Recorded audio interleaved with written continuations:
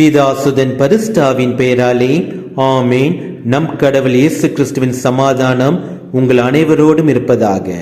இன்றைய வார்த்தை, உன் களஞ்சியத்தில் தர்மங்களை சேர்த்து வை, அவை எல்லா தீமை நின்றும் உன்னை விடுவிக்கும்.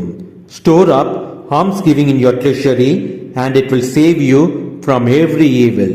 சீராக்கின் ஞானம் அதிகாரம் 29 வசனம் 12. நம் கடவுள் இயேசு கிறிஸ்துவின் திருமுன் உங்கள் செல்வங்களாலோ, உங்களிடம் உள்ள திறமையினாலோ, உங்களிடம் உள்ள அழகாலோ உங்களுக்கு யாதொரு பயனும் கிடையாது. உங்கள் வாழ்வில் நீங்கள் செய்த தர்ம செயல்கள் மட்டும்தான் நம் கடவுள் இயேசு கிறிஸ்துவின் திருமுன் சிறந்ததாக கருதப்படுகின்றது.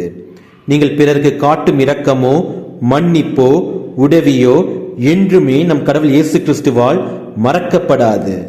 நீங்கள் எந்த எதிர்பார்ப்பும் சுயநலமும் இல்லாமல் பிறருக்கு செய்யும் தர்ம செயல்கள், காட்டும் அன்பு அனைத்தும் நம் கடவுள் இயேசு கிறிஸ்துவுக்கே செய்கின்றீர்கள்.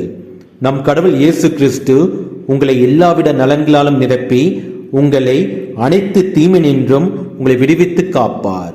இயேசுவுக்கே புகழ், மரியே வாழ்க. ஆமேன்.